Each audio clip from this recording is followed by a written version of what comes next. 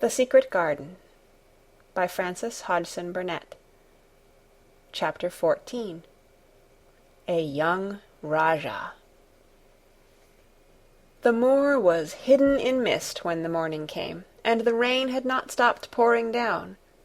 There could be no going out of doors. Martha was so busy that Mary had no opportunity of talking to her, but in the afternoon she asked her to come and sit with her in the nursery. She came bringing the stocking she was always knitting when she was doing nothing else. "What's the matter with thee?" she asked as soon as they sat down. "Thou looks as if thou'd something to say." I have found out what the crying was," said Mary. Martha let her knitting drop on her knee and gazed at her with startled eyes. "Thou hasn't!" she exclaimed. "Never!" "I heard it in the night," Mary went on, "and I got up and went to see where it came from. It was Colin. I found him." Martha's face became red with fright. "Eh, Miss Mary," she said, half crying. "Thou shouldn't have done it. Thou shouldn't. Thou'll get me in trouble. I never told thee nothing about him, but thou'll get me in trouble. I shall lose my place, and what'll mother do?" "You won't lose your place," said Mary. "He was glad I came. We talked and talked, and he said he was glad I came." "Was he?" cried Martha. "Art thou sure? Thou doesn't know what he's like when anything vexes him. He's a big lad to cry like a baby, but when he's in a passion he'll fair scream, just to frighten us. He knows us daren't call our souls our own." "He wasn't vexed," said Mary. "I asked him if I should go away, and he made me stay. He asked me questions, and I sat on a big footstool, and talked to him about India, and about the robin and gardens. He wouldn't let me go. He let me see his mother's picture. Before I left him, I sang him to sleep." Martha fairly gasped with amazement. "I can scarcely believe thee," she protested. "It's as if thou'd walked straight into a lion's den. If he'd been like he is most times, he'd have throwed himself into one of his tantrums and roused the house. He won't let strangers look at him." "He let me look at him. I looked at him all the time, and he looked at me. We stared," said Mary. "I don't know what to do," cried agitated Martha. "If Mrs. Medlock finds out, she'll think I broke orders and told thee, and I shall be packed back to mother." "He is not going to tell Mrs. Medlock anything about it yet. It's to be a sort of secret just at first," said Mary firmly. "And he says everybody is obliged to do as he pleases." "Aye, that's true enough, the bad lad," sighed Martha, wiping her forehead with her apron. "He says Mrs. Medlock must, and he wants me to come and talk to him every day, and you are to tell me when he wants me." "Me?" said Martha. "I shall lose my place. I shall, for sure." "You can't if you are doing what he wants you to do, and everybody is ordered to obey him," Mary argued. "Does thou mean to say," cried Martha with wide-open eyes, "that he was nice to thee?" "I think he almost liked me," Mary answered. "Then thou must have bewitched him," decided Martha, drawing a long breath. "Do you mean magic?" inquired Mary. "I've heard about magic in India, but I can't make it. I just went into his room, and I was so surprised to see him I stood and stared. And then he turned round and stared at me, and he thought I was a ghost or a dream, and I thought perhaps he was. And it was so queer being there alone together in the middle of the night and not knowing about each other. And we began to ask each other questions. And when I asked him if I must go away, he said I must not." "The world's comin' to an end," gasped Martha. "What is the matter with him?" asked Mary. "Nobody knows for sure and certain," said Martha. "Mr. Craven went off his head like when he was born. The doctors thought he'd have to be put in asylum. It was because Mrs. Craven died, like I told you. He wouldn't set eyes on the baby. He just raved and said it'd be another hunchback like him, and it'd better die." "Is Colin a hunchback?" Mary asked. He didn't look like one. He isn't yet, said Martha, but he began all wrong. Mother said that there was enough trouble and raging in the house to set any child wrong. They was afraid his back was weak, and they've always been taking care of it, keeping him lying down and not letting him walk. Once they made him wear a brace, but he fretted so he was downright ill. Then a big doctor came to see him and made them take it off.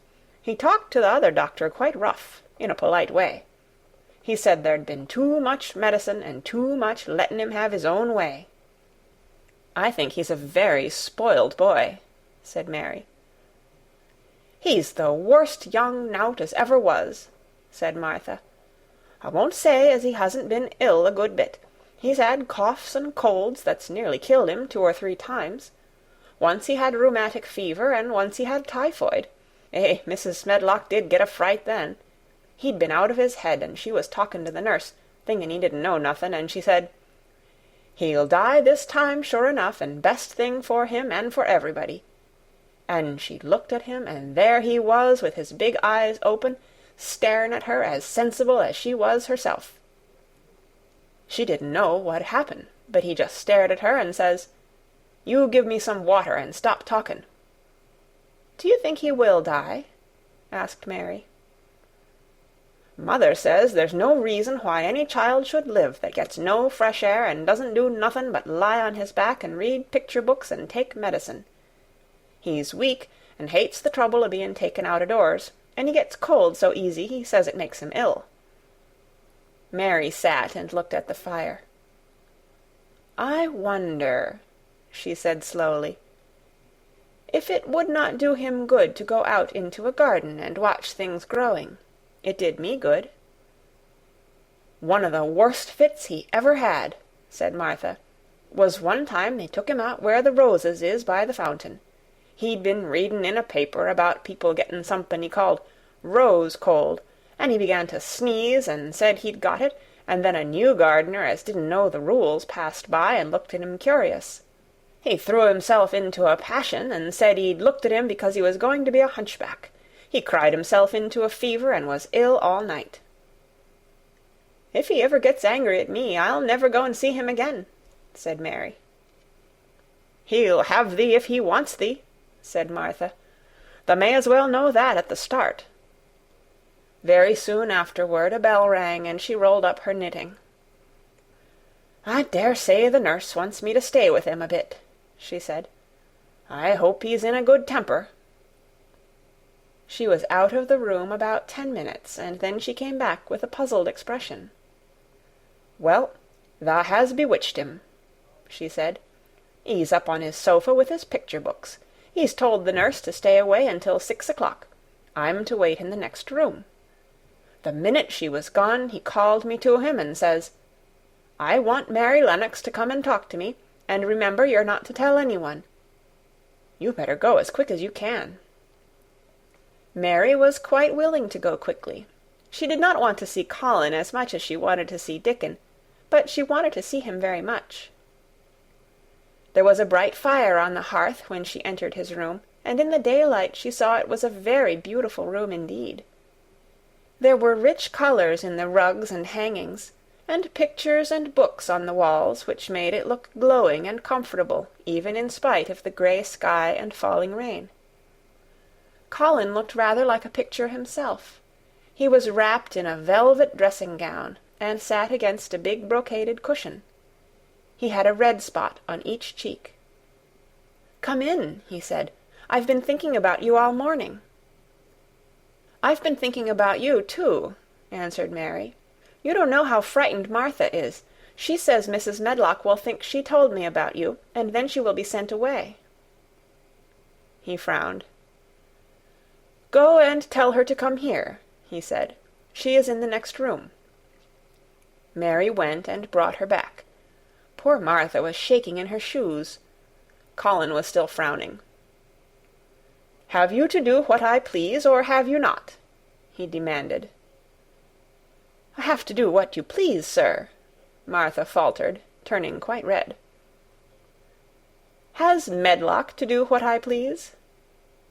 "Everybody has, sir," said Martha. Well, then, if I order you to bring Miss Mary to me, how can Medlock send you away if she finds it out?" "Please don't let her, sir," pleaded Martha. "I'll send her away if she dares to say a word about such a thing," said Master Craven grandly. "She wouldn't like that, I can tell you." "Thank you, sir," bobbing a curtsy. "I want to do my duty, sir." "What I want is your duty," said Colin more grandly still. "I'll take care of you. Now go away." When the door closed behind Martha, Colin found Mistress Mary gazing at him as if he had set her wondering. "Why do you look at me like that?" he asked her. "What are you thinking about?" "I am thinking about two things." "What are they? Sit down and tell me." "This is the first one," said Mary, seating herself on the big stool. "Once in India I saw a boy who was a Rajah. He had rubies and emeralds and diamonds stuck all over him. He spoke to his people just as you spoke to Martha. Everybody had to do everything he told them, in a minute. I think they would have been killed if they hadn't." "I shall make you tell me about Rajahs presently," he said. "But first tell me what the second thing was." "I was thinking," said Mary, "how different you are from Dickon." "Who is Dickon?" he said. "What a queer name." She might as well tell him, she thought.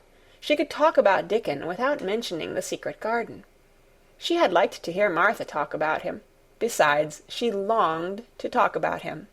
It would seem to bring him nearer. "He is Martha's brother. He is 12 years old," she explained. "He is not like anyone else in the world. He can charm foxes and squirrels and birds just as the natives in India charm snakes.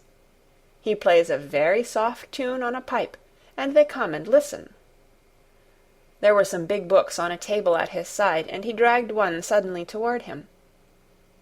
"There is a picture of a snake charmer in this," he exclaimed. "Come and look at it." The book was a beautiful one with superb colored illustrations, and he turned to one of them. "Can he do that?" he asked eagerly. "He played on his pipe, and they listened," Mary explained. "But he doesn't call it magic. He says it's because he lives on the moor so much, and he knows their ways. He says he feels sometimes as if he was a bird or a rabbit himself, he likes them so. I think he asked the robin questions. It seemed as if they talked to each other in soft chirps." Colin lay back on his cushion, and his eyes grew larger and larger, and the spots on his cheeks burned. "Tell me some more about him," he said. "He knows all about eggs and nests," Mary went on. "And he knows where foxes and badgers and otters live. He keeps them secret so that other boys won't find their holes and frighten them. He knows about everything that grows or lives on the moor." "Does he like the moor?" said Colin. "How can he when it's such a great, bare, dreary place?" "It's the most beautiful place," protested Mary. "Thousands of lovely things grow on it, and there are thousands of little creatures all busy building nests and making holes and burrows, and chippering or singing or squeaking to each other. They are so busy and having such fun under the earth or in the trees or heather. It's their world." "How do you know all that?" said Colin, turning on his elbow to look at her. "I have never been there once, really," said Mary, suddenly remembering. "I only drove over it in the dark. I thought it was hideous. Martha told me about it first, and then Dickon. When Dickon talks about it, you feel as if you saw things and heard them, and as if you were standing in the heather with the sun shining, and the gorse smelling like honey, and all full of bees and butterflies." "You never see anything if you are ill," said Colin restlessly. He looked like a person listening to a new sound in the distance and wondering what it was. "You can't if you stay in a room," said Mary. "I couldn't go on the moor," he said in a resentful tone. Mary was silent for a minute, and then she said something bold. "You might, sometime." He moved as if he were startled. "Go on the moor? How could I? I am going to die." "How do you know?" said Mary unsympathetically. She didn't like the way he had of talking about dying. She did not feel very sympathetic. She felt rather as if he almost boasted about it. "Oh, I've heard it ever since I remember," he answered crossly. "They are always whispering about it and thinking I don't notice. They wish I would, too." Mistress Mary felt quite contrary. She pinched her lips together. "If they wished I would," she said, "I wouldn't. Who wishes you would?" "The servants, and of course Dr. Craven, because he would get Misselthwaite and be rich instead of poor. He daren't say so, but he always looks cheerful when I am worse. When I had typhoid fever his face got quite fat. I think my father wishes it too." "I don't believe he does," said Mary quite obstinately. That made Colin turn and look at her again. "Don't you?" he said. And then he lay back on his cushion and was still, as if he were thinking. And there was quite a long silence. Perhaps they were both of them thinking strange things children do not usually think. "I like the grand doctor from London, because he made them take the iron thing off," said Mary at last. "Did he say you were going to die?" "No." "What did he say?" "He didn't whisper," Colin answered. "Perhaps he knew I hated whispering. I heard him say one thing quite aloud. He said, 'The lad might live if he would make up his mind to it. Put him in the humour.' It sounded as if he was in a temper." "I'll tell you who would put you in the humour, perhaps," said Mary, reflecting. She felt as if she would like this thing to be settled one way or the other. "I believe Dickon would. He's always talking about live things. He never talks about dead things or things that are ill. He's always looking up in the sky to watch birds flying, or looking down at the earth to see something growing. He has such round blue eyes, and they are so wide open with looking about. And he laughs such a big laugh with his wide mouth, and his cheeks are as red as cherries." She pulled her stool nearer to the sofa, and her expression quite changed at the remembrance of the wide curving mouth and wide open eyes. "See here," she said, "don't let us talk about dying. I don't like it. Let us talk about living. Let us talk and talk about Dickon, and then we will look at your pictures." It was the best thing she could have said. To talk about Dickon meant to talk about the moor, and about the cottage and the 14 people who lived in it on 16 shillings a week, and the children who got fat on the moor grass like the wild ponies, and about Dickon's mother, and the skipping rope, and the moor with the sun on it, and about pale green points sticking up out of the black sod. And it was all so alive that Mary talked more than she had ever talked before, and Colin both talked and listened as he had never done either before. And they both began to laugh over nothings, as children will when they are happy together. And they laughed so that in the end they were making as much noise as if they had been two ordinary, healthy, natural 10-year-old creatures, instead of a hard little unloving girl, and a sickly boy who believed that he was going to die. They enjoyed themselves so much that they forgot the pictures and they forgot about the time. They had been laughing quite loudly over Ben Weatherstaff and his robin, and Colin was actually sitting up as if he had forgotten about his weak back, when he suddenly remembered something. "Do you know, there is one thing we have never once thought of," he said. "We are cousins." It seemed so queer that they had talked so much and never remembered this simple thing that they laughed more than ever, because they had got into the humour to laugh at anything. And in the midst of the fun the door opened, and in walked Dr. Craven and Mrs. Medlock. Dr. Craven started in actual alarm, and Mrs. Medlock almost fell back because he had accidentally bumped against her. "Good Lord!" exclaimed poor Mrs. Medlock, with her eyes almost starting out of her head. "Good Lord!" "What is this?" said Dr. Craven, coming forward. "What does it mean?" Then Mary was reminded of the boy Rajah again. Colin answered as if neither the doctor's alarm nor Mrs. Medlock's terror were of the slightest consequence. He was as little disturbed or frightened as if an elderly cat and dog had walked into the room. "This is my cousin, Mary Lennox," he said. "I asked her to come and talk to me. I like her. She must come and talk to me whenever I send for her." Dr. Craven turned reproachfully to Mrs. Medlock. "Oh, sir," she panted, "I don't know how it's happened. There's not a servant on the place that dare to talk. They all have their orders." "Nobody told her anything," said Colin. "She heard me crying and found me herself. I am glad she came. Don't be silly, Medlock." Mary saw that Dr. Craven did not look pleased, but it was quite plain that he dare not oppose his patient. He sat down by Colin and felt his pulse. "I am afraid there has been too much excitement. Excitement is not good for you, my boy," he said. "I should be excited if she kept away," answered Colin, his eyes beginning to look dangerously sparkling. "I am better. She makes me better. The nurse must bring up her tea with mine. We will have tea together."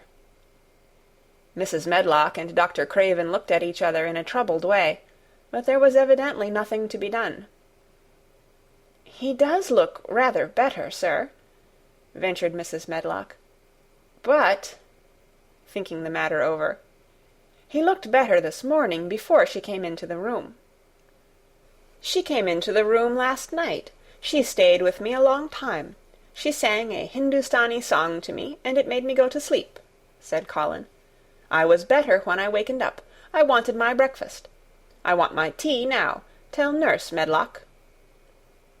Dr. Craven did not stay very long. He talked to the nurse for a few minutes when she came into the room, and said a few words of warning to Colin.